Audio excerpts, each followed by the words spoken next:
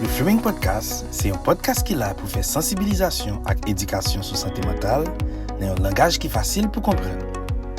Reframing Podcast peut pour moun k'ap koute yo plusieurs sujets qui pourraient aider yo réfléchir sur une situation négative ou sinon difficile dans une autre perspective ou soit dans une façon qui est plus positive, ça qui ka aider yo faire penser négatif tourner opportunité pour changement à croissance.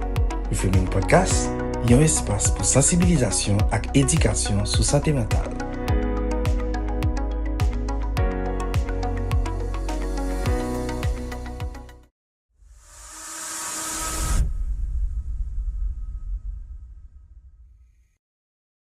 Bonjour à toutes et à tous, bienvenue dans Reframing Podcast. Je suis Dr. Jeff Cadichon, créateur et présentateur de cet espace dédié à la promotion de la santé mentale. Aujourd'hui, je vous propose une conversation à la fois profonde, humaine et particulièrement actuelle avec Elisabeth Nocera, psychologue organisationnelle, fondatrice et PDG de EGN Consulting. Ensemble, nous abordons une question essentielle. Comment aider les jeunes Haïtiens à construire leur avenir professionnel dans un contexte marqué par la crise et l'incertitude? Comment continuer à rêver, à se projeter et à avancer malgré les défis?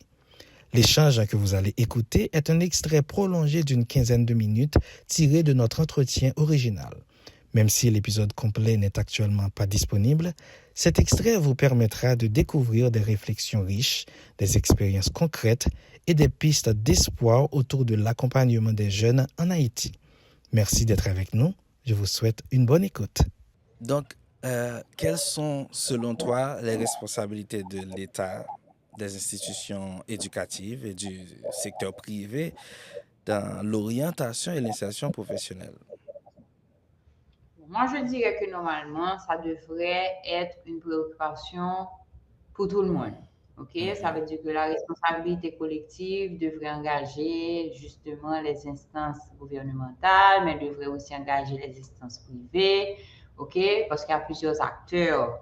Et c'est justement d'avoir cette synergie, cet esprit d'équipe-là. OK? Parce que l'objectif final, c'est justement l'épanouissement et du jeune, tantôt à niveau personnel que professionnel.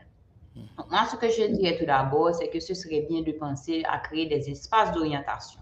Parce que si tu regardes bien de nos jours, et l'orientation est devenue vraiment et très demandée, ok?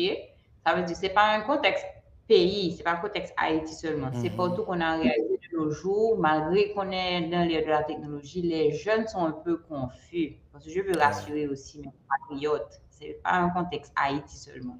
Les jeunes de nos jours sont perdus parce qu'ils ont accès à trop d'informations. Donc, il faut apprendre à canaliser l'information pour eux. Donc, moi, ce que je dirais tout d'abord, c'est de créer un espace d'orientation. Moi, je pense que ce serait bien parce que je sais qu'il y a des écoles qui le font déjà. Ah, c'est parfait. À petite échelle, surtout les écoles privées, parce que moi, malgré que je ne suis pas physiquement en Haïti, mais j'interviens pour des écoles privées et sur des sujets d'orientation. J'interviens aussi avec des instances qui accompagnent des étudiants où est-ce que je parle autour du sujet d'orientation. OK, même aussi pour le Rotary, j'ai eu à intervenir dans le domaine. Et voilà, aujourd'hui, je suis avec toi. Donc, moi, je dirais que ça devrait être un compromis entre les différents acteurs. Donc, créer un espace d'orientation où est-ce que l'élève a justement un professionnel qui peut le guider, qui peut l'encadrer. OK, donc ce serait bien de revoir un peu le cursus, je pourrais dire, du lycée, ce que j'appelle lycée, c'est ce qu'on dit en anglais, le high school, de la seconde à la terminale, où est-ce qu'on pourrait justement avoir cet espace-là pour que le jeune puisse justement être rassuré et avancer de manière avancer en confiance et en toute sérénité. Je dirais aussi à l'État et aux autres instances, c'est bien de valoriser la formation parce que très souvent aussi, vous devez savoir que ça marche de pair. Si ça ne va pas bien mentalement, ça affecte le physique et que ça ne va pas bien mentalement aussi, ça affecte, je pourrais dire, le développement cognitif de l'enfant. Oui. Okay? Donc, l'information ne rentre pas.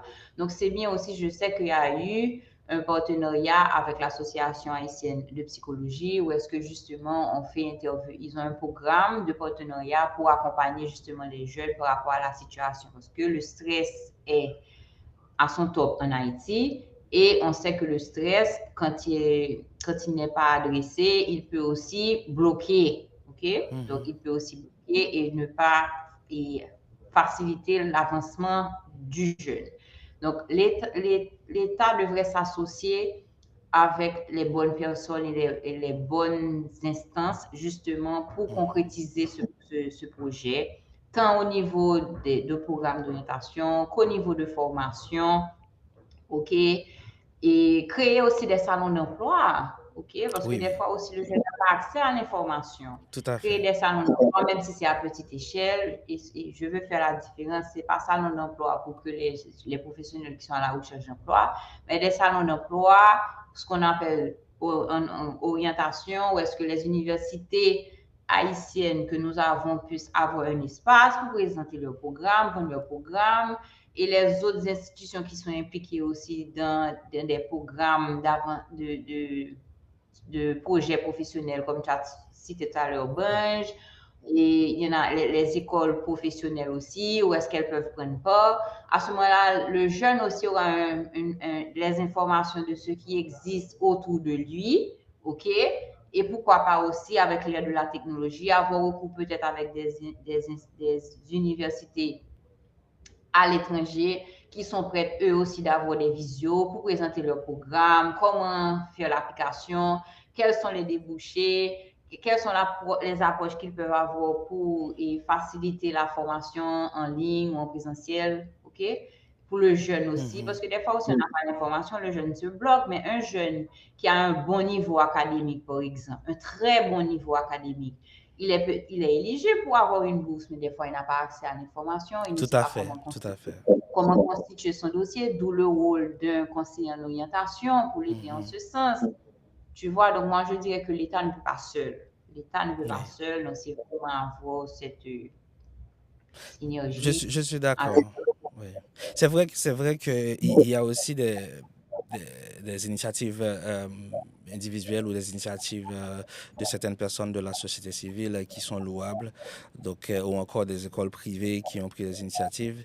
Euh, Par exemple, je pense à une jeune fondation qui s'appelle Fondation Hector. Ils m'ont invité à plusieurs reprises et chaque année, ils ont un programme qui s'appelle Pays et où ils sélectionnent des jeunes qui sont en terminale et ils ont un programme avec plusieurs intervenants qui discutent de ces questions-là. Par exemple, moi, je dispense un petit cours d'introduction à la psychologie pour présenter les différentes filières.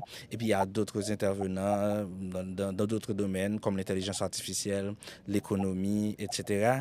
Mais il y a aussi des gens qui interviennent pour expliquer la procédure, comment tu peux t'inscrire dans une université à l'étranger, comment tu peux participer à des séances d'orientation pour comprendre les différentes étapes. Donc, certaines fois, comme tu viens de le dire, on a besoin d'avoir accès à l'information. Si tu n'es pas au courant de comment ça se fait, tu peux avoir tous les talents du monde, mais tu vas être bloqué, tu ne pourras pas avancer. Et c'est là que j'ai cette question parce on va refermer cette conversation. Pour Parce conclure, que ce que je voulais ajouter aussi, Vas-y. celui qui n'a pas l'information n'a pas de pouvoir. Et ce que je C'est dirais aux ça. jeunes aussi, il ne faut rien sous-estimer. Rien sous-estimer. Tout à fait. C'est toujours en mode d'apprentissage, que ça soit une nouvelle langue. Maintenant, on a des plateformes, il y a Duolingo, un jeune peut apprendre facilement une langue qui l'intéresse ou qui se peut faire. Et le Duolingo, il y a la version non payante. Donc, ça veut Tout dire à que fait. le jeune a accès à certaines choses, mais malheureusement, il ne sait pas. Donc, Moi, il je a suis un besoin de exemple parfait. Je suis désolé de te couper, Elisabeth. Je n'ai jamais étudié dans une université en anglais, mais je me débrouille pas mal. Là, je suis aux États-Unis, je viens de faire une résidence postdoctorale, je travaille en anglais. J'ai utilisé ces ressources-là. Tu as mentionné Duolingo, il y a aussi d'autres applications. Et même sur les réseaux sociaux, certaines fois, tu peux paramétrer certaines choses en anglais, tu écoutes des contenus, tu as accès à d'autres contenus. Donc, il va falloir aller au-delà même de ce que te propose le cadre physique, là où tu te trouves, parce qu'il y a d'autres ressources en ligne avec les nouvelles technologies. Donc, je pense que Ça te c'est très important.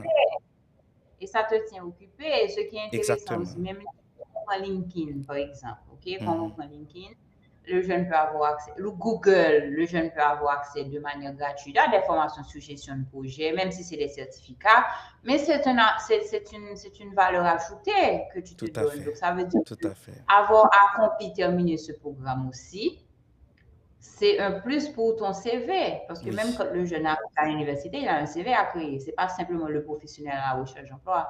Donc, c'est pour ça que je dis que le jeune, à petits pas, il peut avancer vers son objectif professionnel. Ouais. Donc, du coup, je voudrais te demander, pour clôturer cette conversation, euh, qu'est-ce que tu dirais à un jeune haïtien qui se sent bloqué là maintenant, qui se sent perdu dans ses choix? Et qu'est-ce que tu dirais aussi à un parent inquiet pour l'avenir de son enfant? Moi, tout d'abord, je dirais à un parent et un jeune, je pense que je peux les parler ensemble, que se sentir perdu, OK, il ne faut pas voir ça comme un échec. C'est un passage, OK? C'est un passage et que tu n'as pas besoin d'avoir toutes les réponses pour avoir de la valeur, OK? Parce qu'il faut apprendre à se construire. Il faut apprendre Mhm. à se construire. Et se construire, OK, et c'est déposer une pierre chaque jour. C'est ce qui est important. Que chaque jour, on a la possibilité d'être une nouvelle version de soi, OK, de ne pas baisser les bras, OK. Et pour moi, je dirais que la réussite, OK, aujourd'hui, je la vois comme, c'est continuer à se construire sans se détruire. Oui, voilà. Il faut continuer à se construire sans se détruire. Wow, c'est bien dit. Merci beaucoup, Elisabeth. Merci pour la Merci à profondeur, la clarté et cette dimension humaine de cet échange. On sent que euh, il y a cette connexion et j'espère que les gens vont pouvoir en profiter. Moi, ce que je retiens aussi, c'est que l'orientation professionnelle, surtout en Haïti, c'est pas seulement une question de métier, c'est aussi une question de possibilité de se projeter dans l'avenir, même quand le présent est chaotique, c'est-à-dire une capacité à identifier les ressources, à identifier les opportunités, donc à se réinventer. Donc voilà, je ne sais pas si tu as un dernier mot, mais je voudrais revenir là-dessus pour te féliciter pour le travail que tu fais sur les réseaux sociaux, sur Instagram. Tu publies de temps en temps des vidéos, tu donnes des conseils. Pour moi, ça fait aussi partie de la définition de la santé mentale, c'est-à-dire tu rends service à la communauté, c'est gratuit, donc les gens peuvent aller s'abonner. Donc voilà, merci pour ce que tu fais. Vraiment, je te remercie pour beaucoup de gens donc, qui n'ont pas cette opportunité-là. Donc, je me fais le porte-parole de ces gens-là. Moi, personnellement, j'apprécie ce que tu fais. Je regarde les vidéos et voilà, il y a souvent des doses de motivation et ça fait du bien. Merci infiniment. Merci à toi, Jeff, pour cet espace. Je dois te dire que c'est avec plaisir que je le fais, que j'ai créé cet espace sur les réseaux sociaux, parce que je pense, comme j'ai dit tout à l'heure, le jeune n'a pas forcément accès à l'information, de j'essaie au maximum de pouvoir contribuer, même si c'est à petite dose, Mhm. à l'épanouissement personnel et professionnel de mes compatriotes. De Voilà, tout cœur. voilà. Merci beaucoup et à bientôt. Merci à toi. À bientôt. D'accord, bye bye. Bye bye. Voilà, c'est la fin de cet épisode de Reframing Podcast. Merci à notre invitée, Elisabeth Germain Nocera, qui fait un travail extraordinaire dans le milieu, dans l'accompagnement professionnel. Merci à vous d'avoir été présent, d'avoir pris le temps de suivre cette conversation. Mon nom, c'est Dr. Jeff Kadichon. À bientôt pour un nouvel épisode de Reframing Podcast. Ciao. Le Reframing Podcast, c'est un podcast qui est là pour faire sensibilisation et éducation sur santé mentale dans un langage qui est facile pour comprendre.